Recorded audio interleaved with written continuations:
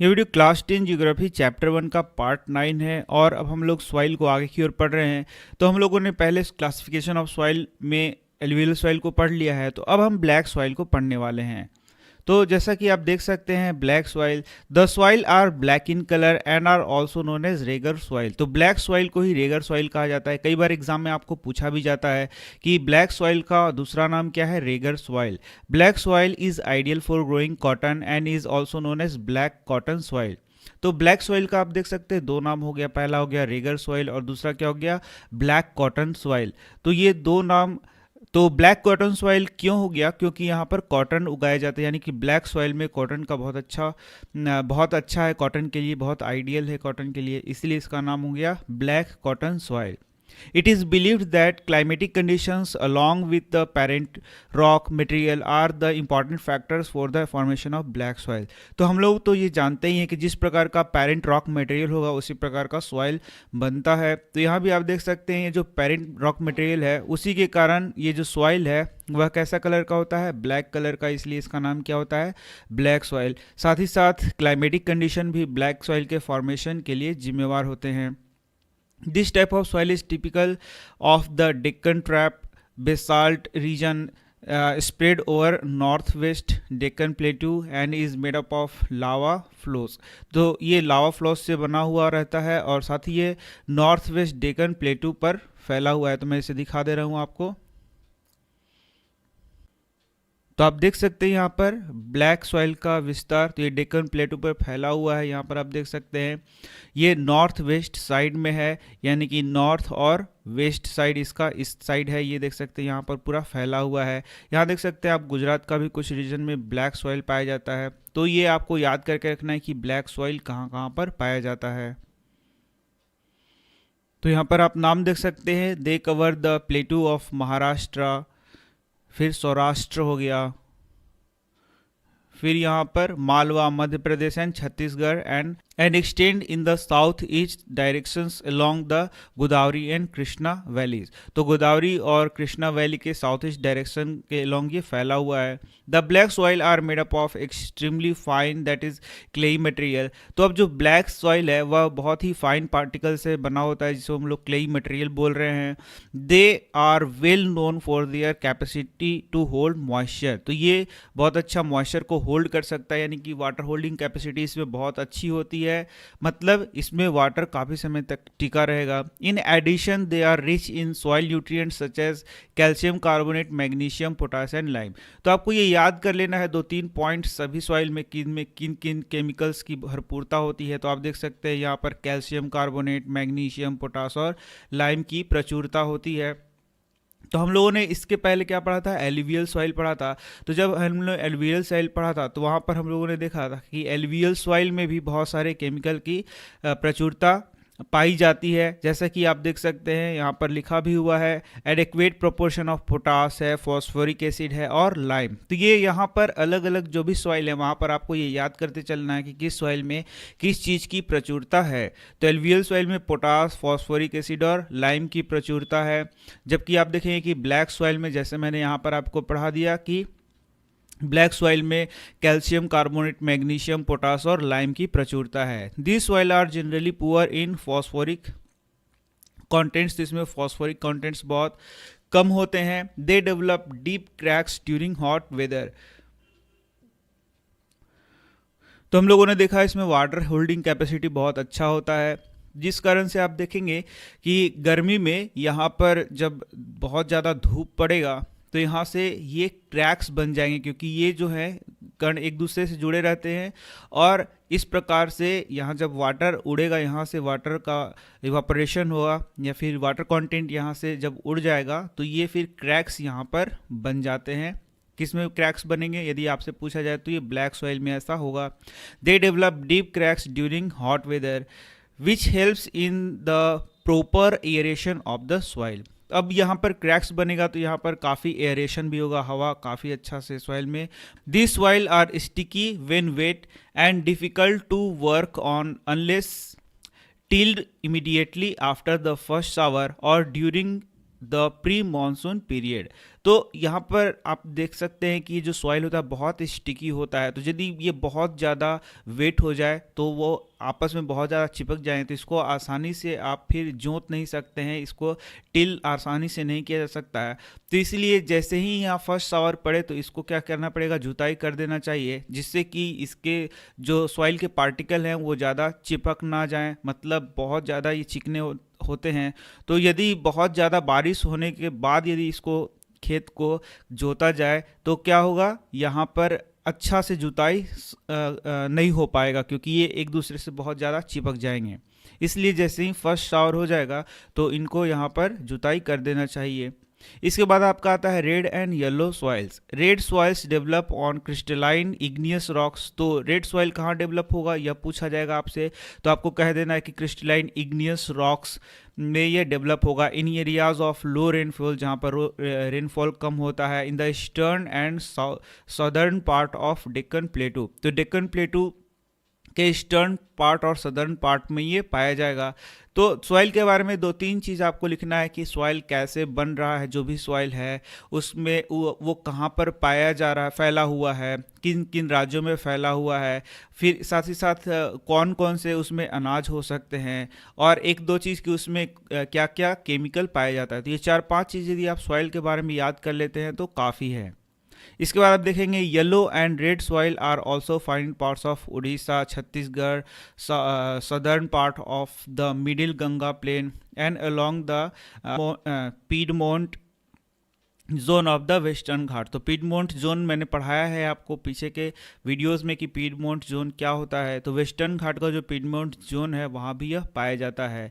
These soils develop reddish colour. तो ये reddish colour के पाए जाएंगे due to diffusion of iron in crystalline and metamorphic rocks. तो यहाँ पर इनका जो कलर क्या होता है वह रेडिश होता है। तो यही पूछा जाए कि जो रेड कलर है उसका कलर रेडिश क्यों होता है, तो उसका आंसर आप देख सकते हैं यहाँ पर दिया गया है कि रेड सॉइल का रेडिश कलर उसमें आयरन के जमाव के कारण होता है, आयरन के डिफ्यूजन के कारण होता है, क्योंकि यहाँ पर ये जो मेटामॉर्फिक रॉक से बना होता है तो उसमें आयरन की प्रचुरता होगी, जिसके कारण यह सॉइल कैसा होगा, रेड कलर का होगा। It looks yellow when it occurs in a hydrated form. यदि ये हाइड्रेटेड फॉर्म है, मतलब जब इसमें पानी मिल जाएगा तो हाइड्रेटेड हो जाएगा, तब इसका कलर क्या हो जाएगा, येलो कलर दिखना शुरू हो जाएगा।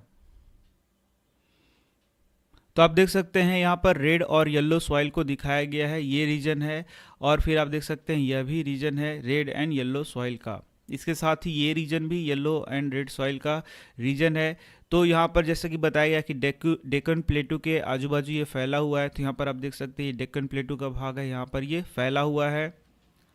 इसके बाद आ जाता है आपका laterite soil. Laterite has been derived from the Latin word later which means brick. तो लेटर मीनिंग से बना हुआ है, जिसका मतलब क्या होता है, ब्रिक। और ब्रिक का क्या मतलब होता है, ईंट या ईंटा, जो भी आप बोलते हैं। The laterite soil develops in areas with high temperature and heavy rainfall. तो जहाँ पर हाई टेम्परेचर होता है जिस एरिया में, और हैवी रेनफॉल होता है, वहाँ पर यह विकसित होता है। This is the result of intense leaching due to heavy rain.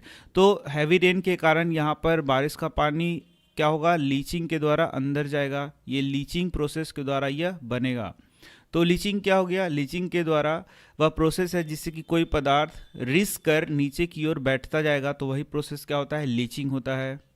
इसमें जो ह्यूमस कंटेंट है वो बहुत लो होता है, because most of the micro organism particularly the decomposers like bacteria get destroyed due to high temperature. तो यहाँ पर यदि आपको क्वेश्चन पूछा जाए कि ये जो लेटराइट सॉइल है, लेटराइट सॉइल में जो ह्यूमस कंटेंट है वह बहुत कम होता है, ऐसा क्यों, तो इसका आंसर आप यहाँ पर कर सकते हैं क्योंकि यह बहुत हाई टेम्परेचर में डेवलप होता है। तो बहुत हाई टेम्परेचर के कारण जो डिकम्पोजर्स होते हैं वे क्या हो जाते हैं, डिस्ट्रॉय हो जाते हैं, मर जाते हैं। तो डिकम्पोजर्स क्या होते हैं, डिकम्पोजर्स वे ऑर्गेनिज्म होते हैं जो कि डिकम्पोजिशन का कार्य करते हैं, मतलब कि जो ऑर्गेनिक पदार्थ है उसको सड़ाने गलाने का कार्य करते हैं। और जब ऑर्गेनिक पदार्थ सड़ेगा गलेगा तो उसी से क्या बनेगा, ह्यूमस का निर्माण होता है। यदि डिकम्पोजर्स ही मर जाएंगे तो फिर जो डिकम्पोजिशन का कार्य है वह सही प्रकार से नहीं होगा, और इस प्रकार से यहाँ पर ह्यूमस बहुत कम पाया जाएगा इस मिट्टी में।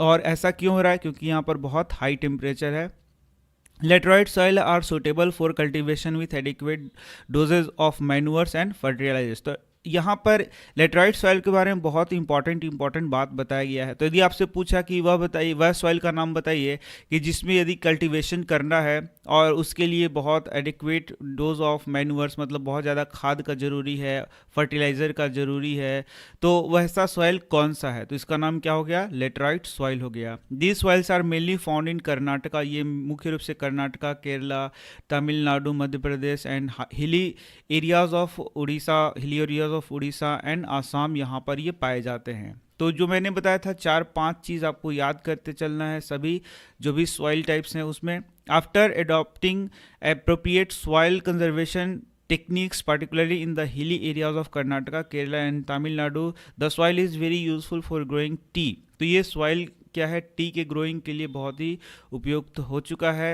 And coffee, red laterite soil in Tamil Nadu, Andhra Pradesh and Kerala are more suitable for crops like काजूनट। तो रेड लेटराइट सॉइल में क्या उगाया जा रहा है? काजूनट उगाया जा रहा है। तो ये बातें आपको याद रखनी है, छोटी छोटी बातें। इसके बाद आ जाता है एरिड सॉइल। तो एरिड सॉइल जैसे नाम से ही पता चलता है कि ये रेगिस्तानी सॉइल है। Arid soil range from red to brown in colour. तो इसका कलर क्या होगा? रेड से ब्राउन होगा, में वेरी करेगा। दे आर जनरली सैंडी, ये जनरली कैसे होंगे? सैंडी टेक्सचर के होंगे। एंड सलाइन इन नेचर, और ये सलाइन होंगे। In some areas the salt content is very high and common salt is obtained by evaporating the water.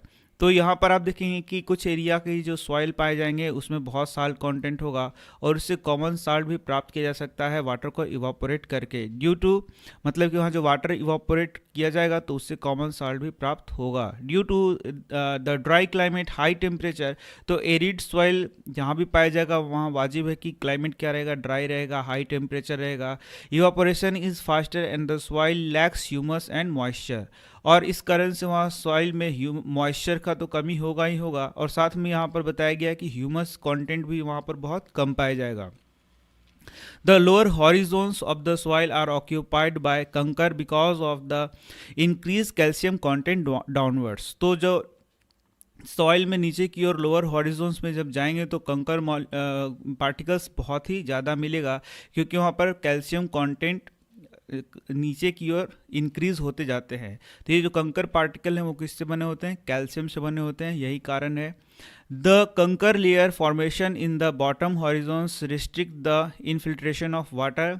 After proper irrigation this soil become cultivable as has been in the case of western Rajasthan. तो यदि अच्छा से irrigation किया जाए तो इसमें भी cultivation किया जा सकता है। इसके बाद आप देख सकते हैं फॉरेस्ट सॉइल के बारे में बताया गया। This soil are found in the hilly and mountainous areas where sufficient rain forest are available. तो जहाँ पर हिली रीजन है वहाँ पर यह फॉरेस्ट सॉइल पाया जाता है। द सॉइल टेक्सचर्स वेरीज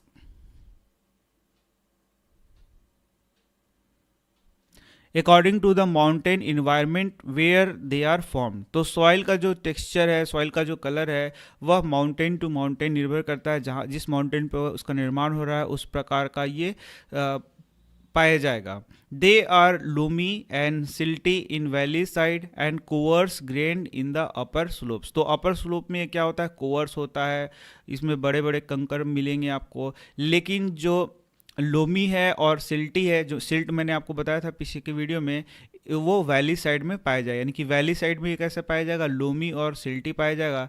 जबकि अपर स्लोप्स में कैसा पाया जाएगा? कोवर्स ग्रेन पाया जाएगा, बड़े बड़े इसमें कोवर्स ग्रेन्स पाए जाएंगे। In the snow covers areas of Himalayas these soils experience denudation and are acidic with low humus contents. तो ये डिन्यूडेशन मतलब वहाँ पर इनका धीरे धीरे जमाव कम होते जाएगा और साथ ही साथ ये एसिडिक भी होंगे और लो ह्यूमस कंटेंट वाले भी होते हैं। This the soil found in the lower parts of the valleys particularly on the river terrace. तो रिवर टेरेस में जो सॉइल पाया जाएगा and alluvial fans are fertile. जो एलुवियल फैन में ये सॉइल पाया जाता है वह फर्टाइल होता है। तो आप बोलेंगे कि एलुवियल फैन क्या होता है, तो उसे मैं आपको दिखा दे रहा हूँ यहाँ पर। तो जो लोअर पार्ट्स ऑफ वैलीज होते हैं वहाँ पर एलुवियल फैन का फॉर्मेशन होता है। यहाँ पर आप देख सकते हैं ये लोअर पार्ट्स ऑफ वैलीज हैं, यहाँ पर इस प्रकार से जो संरचना बन रहा है वही है एलुवियल फैन। तो यही यहाँ पर बताया गया है, जैसा कि आप देख सकते हैं क्या बोला जा रहा है, the soil found in the lower parts of the valleys, जहाँ पर एलुवियल फैन बन रहा है वहाँ पर वे फर्टाइल होते हैं। और रिवर टेरेस में भी ये क्या होते हैं, बहुत ही फर्टाइल होते हैं। इसके बाद आ गया हमारा topic soil erosion and soil conservation, जिसको मैं आपको नेक्स्ट वीडियो में पढ़ा दूंगा पूरा डिटेल में। तो मैं मिलता हूँ आपसे नेक्स्ट वीडियो में। धन्यवाद।